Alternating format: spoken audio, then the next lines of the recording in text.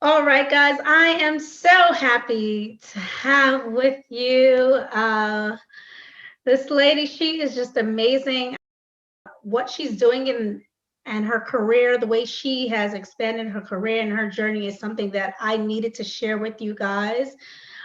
I know a lot of my followers and Black Girls in Actions are also media professionals. I have brought with on today a media guru, and I'm just gonna jump in and we're gonna start the interview and let you guys know all about her. Okay. How are you doing today? I'm great. You threw me with the guru word. I was like, oh, I would have managed expectations. Well, with your resume and everything that you have accomplished and starting your agency and your specialty, I mean, that's something I guess I consider you definitely a guru in your field. Okay, so how did you first, I just for our viewers, could you tell us the name of your company and your service? Sure. So my company is FKB Media Solutions. FKB is my initials. Fennella Bruce is my full name. And so I do a range of things. My title is media consultant, and it's because I don't just do, like some people think I just do like public relations, but I do PR, and I also do media consulting and strategies. I also do live stream production, television production, ghostwriting, copy editing, media sponsorship decks and proposals. So it's sort of like a potpourri of all of my skill sets from over the years into one company. Yeah. And it all centers around media. You see, that's what I had to call you a guru. You've really tapped into a lot of different fields in media that a lot of my audience right now are looking and aspiring to do, like being PR, just like all different departments that you have been blessed to get the experience to do. How did that begin? Did you go to school for this? For media relations? Yeah, I did my undergrad at University of Toronto. My BA is in English, and then after that, I did a graduate degree in journalism at Ryerson University. And in that journalism program, there's public relations, there's television, print, magazine, documentary, radio. So you get the full 2-year program, so you get the full gamut of media, and definitely in the first year, and then you sort of narrow down your focus in the second year, which for me was television. And then that was where my career went after I graduated. My journalism career was writing television news, senior writer, and then producer for the majority of my career at various television stations in the Toronto market. Okay, so you definitely knew you wanted to do something in media. I guess that's why you majored in journalism. Did you know you wanted to be in PR and public relations, or did you want to be a writer? No, I kind of hesitate to say I'm a public relations person, because that's not where I only focus on. It's an area that I do know and I do. I've been on both sides of the issue, and I think what I bring to PR is that being on the other side of pitching. So I kind of know what media is looking for, and I know how to package something and what will kind of get the attention, and how to make it easier for producers to tell your story. But going back to your question, if this was something I always knew I wanted to do, no, I knew I wanted to do something in media when I was growing up. I wasn't sure what it was. I didn't even know what a producer was, or what they did, or what the different jobs that were available. And when I finished high school, I did apply to journalism school to go to Carleton University, which has a really good journalism program, and I was accepted. And I was also accepted at U of T in New York. And I decided I didn't want to narrow my focus because I wasn't 100% sure. So I didn't want to have a journalism degree and then I didn't have any other options. So that's why I decided to go to UT first and then explore and see if it was still something I wanted to do. While I was there, I wrote for the school paper. I was the programmer for the radio station. I had my own radio show. So they didn't have a television component at that time. So it was clear that media was still something that I was feeling passionate about. And so that's when I looked into programs, graduate programs that I could do to further explore a career, because I knew that by the time I was at UT second year, that this is probably where I was heading. And so I did do public relations, a bit of it when I graduated. Like, I ran my own little boutique business, very small. Like, I did stuff for community organizations just to get the experience, but also because I had learned a bit about it while I was in school. And so I always say, like, that's a good way to like hone your skills in terms of volunteering for an organization who would probably be very happy for the help, but you can also gain a lot of experience doing it without, like, a boss or a paycheck kind of hanging on whether or not you're successful, right? So I did that for a while, but then, where I wanted to be was in the newsroom. And so that's where I ended up after about a year working at City TV for breakfast television. That was my first major job. Like, I was like a part-time student at CTV for summer, but my first major thing, this is it job was at TV, writing for BT. And then I continued that for like about 25 years in that area. Yeah. Oh, you stayed with them for 25 years? Or you No. I was at City TV, and then I was at City TV, had a couple kids, so left. I went back. When I was at City TV, I helped launch CB24. So I did that and was producing there and writing there. And then I had some kids. I went back to work and I helped launch another station called Toronto One. And I was there for a few years, and then that station folded. And then I went back to City TV, and I was producing series and City Online and the 12 o'clock news. And then I moved on to Canada AM, and I was producing the news for Canada AM for about 8 or 9 years. And then that show was canceled, and then Your Morning was launched. I was producing Your Morning for about a year or so, and then I moved on to CTV News Channel. I was producing news there. And then at that point, I felt like I really had sort of done everything that I wanted to do in this area. And my kids by that time were grown. And so I decided, you know what, this is a time that I think I want to start my own business and give it a go.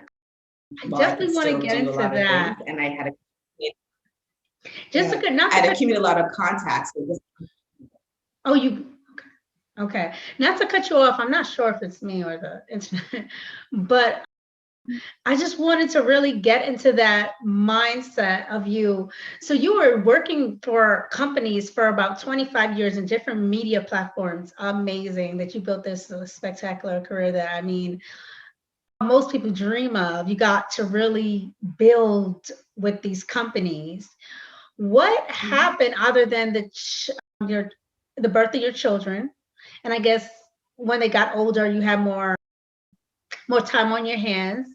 What was the mindset shift that led you to say, I'm just gonna go out. I'm not gonna rely on this 9 to 5 and start my entrepreneur journey? I don't know. What was it? Well, it was a few things. I think I've always been an entrepreneur at heart.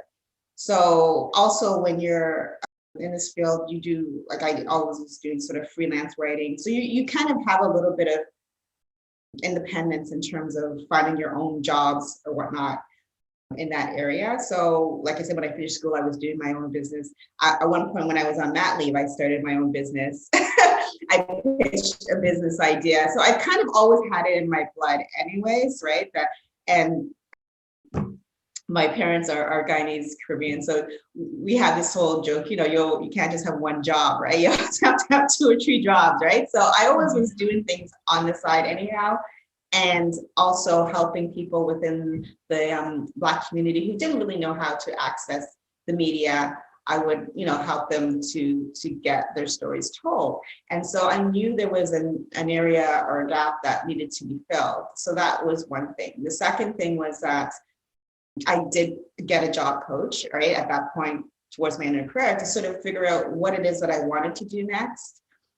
I did all those sort of like tests that they give you to figure out your risk, if you're a risk aversion and your goals and that sort of stuff. And it all came back to you want to be an entrepreneur.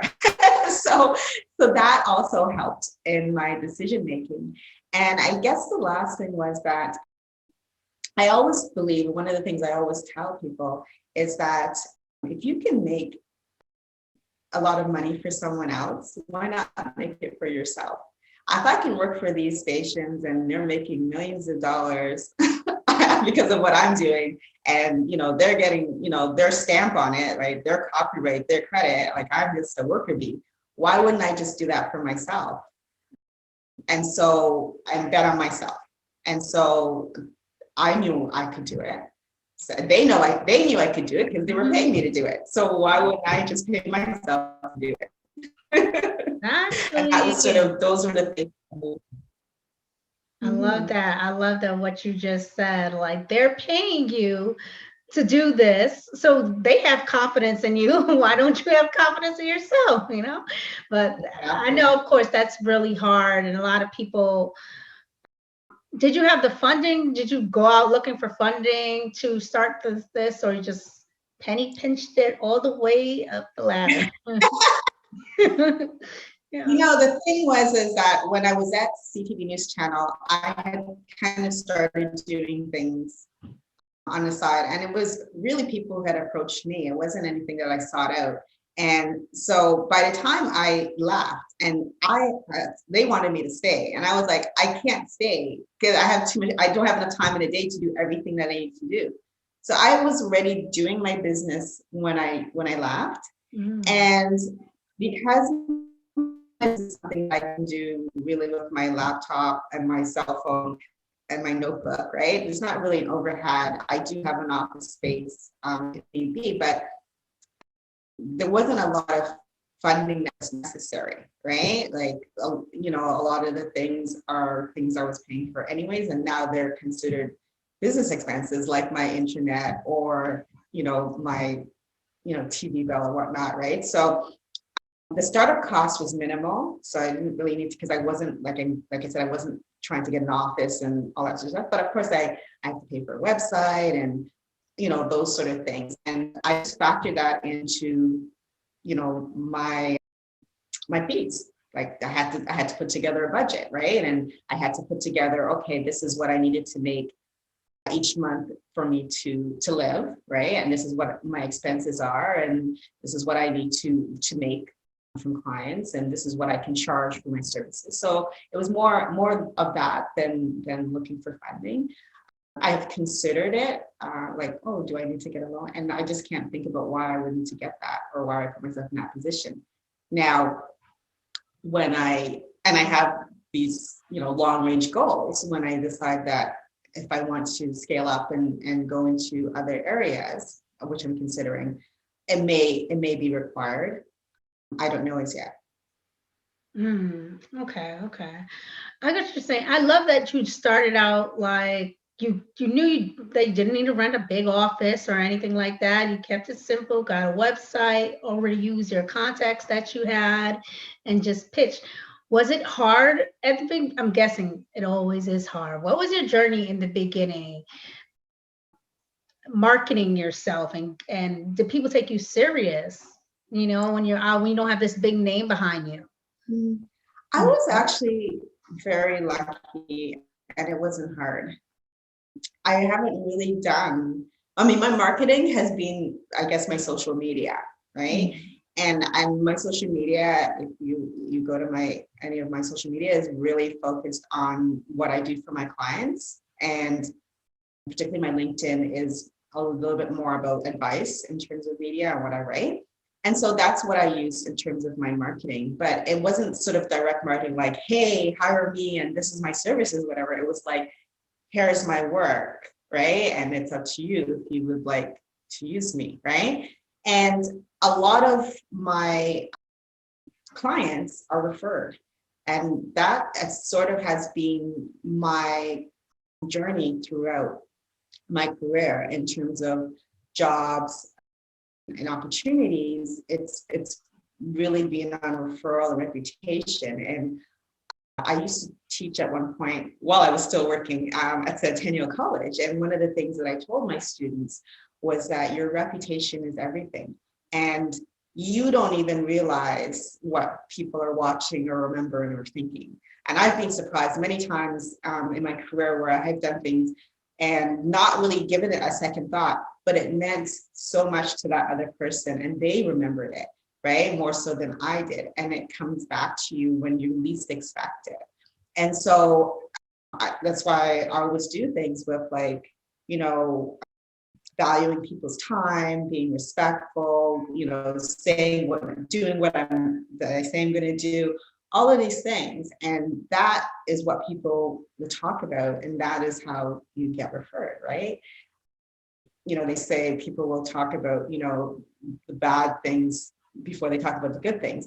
I find that in reverse for me, that people talk about all of the good things that I do. And then that comes full circle in terms of clients or people even just asking me for advice or whatnot. So I didn't have a hard time in the beginning.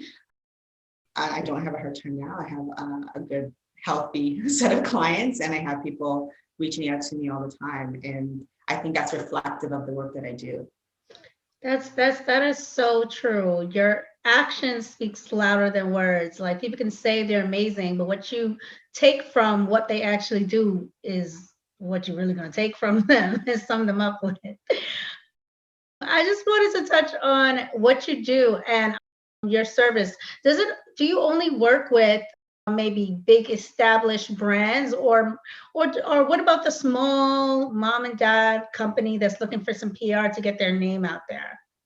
I work with a wide range of people. I work with corporations and I work with solopreneurs, right? So people who are just starting out and are trying to, you know, get their brand out or they're trying to position themselves as an expert in the media.